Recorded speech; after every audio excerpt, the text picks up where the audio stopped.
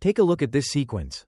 You're looking at the reason Ruben Amorim lost his job. Mainoo collects the ball and, with an exquisite touch, completely bypasses Antoine Semenyo's aggressive press, leaving him chasing shadows. Free Mainoo. Let the beast play. Those were the words printed on a t-shirt worn by Mainoo's brother. At the time, Amorim interpreted this as open rebellion, a seed of mutiny that eventually tore Manchester United apart.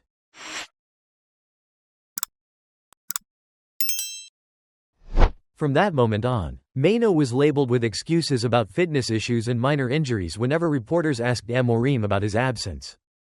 But take a look at the stats from the match against Man City. And above all, look at Mainoo's smile. It wasn't a smile of gloating directed at Amorim. It was a smile of pure satisfaction just to be on the pitch. 50 touches, 31 out of 34 passes completed, along with a series of line-breaking passes, a 75% tackle success rate, 2 interceptions, and 2 clearances. For the first time this season, he started in the Premier League. For the first time, he was placed at the heart of the system instead of being pushed to the fringes as a reluctant backup plan.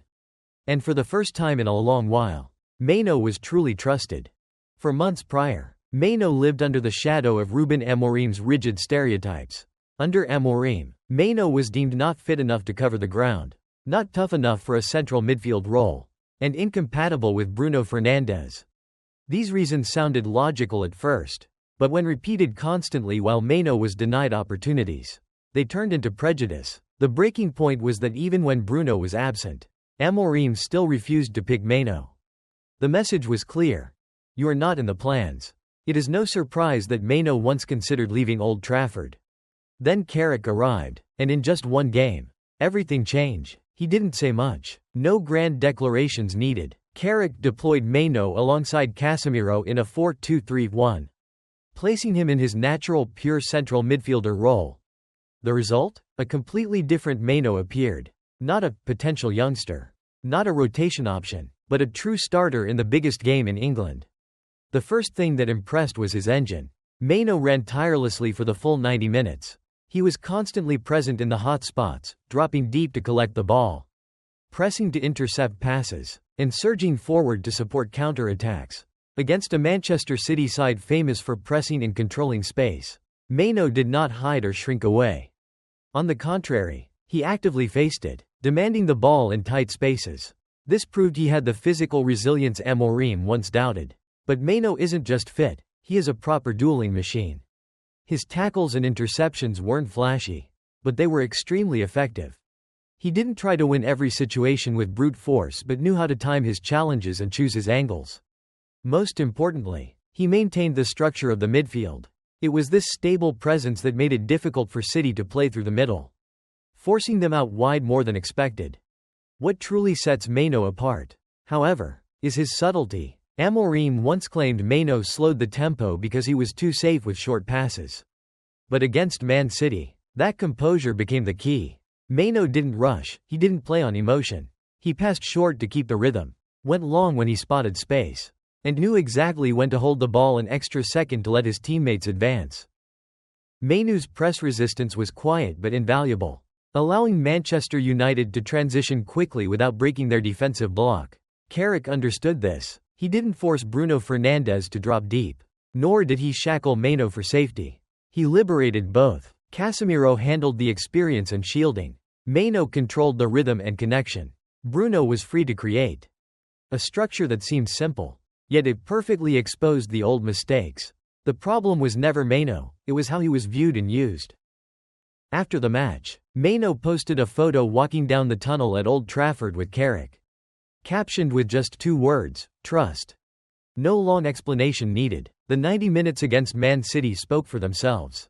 Tougher tests like Arsenal lie ahead, with their disciplined and strong midfield. But at least for now, one truth is undeniable. Mainoo was extraordinarily good against City. And when a young player passes the harshest test in such a manner, the one who needs to reflect is not Mainoo, but Amorim.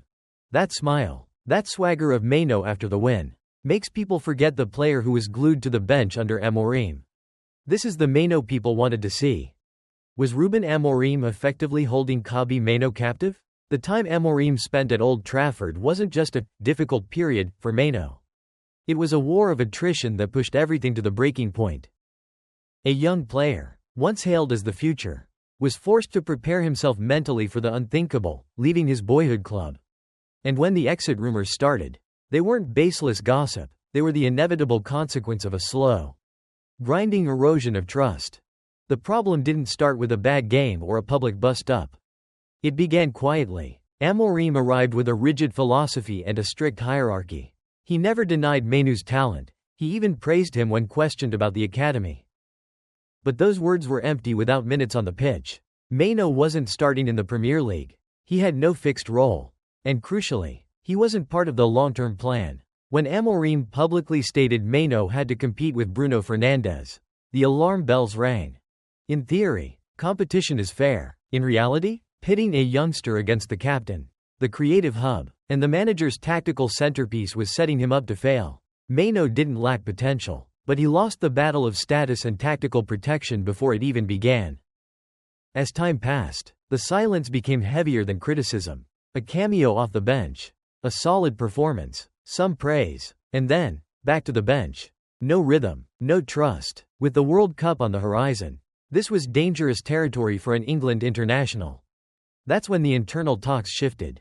Sources say Mainoo initially considered a loan, perhaps to Napoli, where Antonio Conte was reportedly keen to reunite him with familiar faces. The goal was simple: get minutes, secure his spot for the national team, and return when the dust settled. The United board actually had to intervene personally to convince him to stay and fight. But the real turning point came in mid-December with that "Free Kobbie Mainoo" shirt. Amorim didn't find him publicly. Instead, he used a convenient excuse, injury, to freeze Mainoo out completely. From that moment, the atmosphere turned toxic. Reports from the Daily Mail and Football 365 suggested Mainoo's stance hardened. He wasn't just looking for a loan anymore, he was open to a permanent exit. With no new contract offer and wages far below the first-team standard. The message was clear: he was not a priority.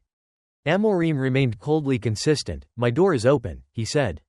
But nothing changed. This cold consistency turned Amorim's tenure into a personal hell for Mainoo. Not because of abuse, but because of the limbo, hanging between staying and going, between empty promises and harsh reality. Then came Carrick. No drama, no complications. He simply put the right players in the right positions. Mainoo started, Mainoo shined, and with that smile back on his face, a January exit now seems impossible. United fans are singing again, hearts full of hope. Let's treat the last year as a bad nightmare. It's over now. Mainoo, it's time to show the world who you really are.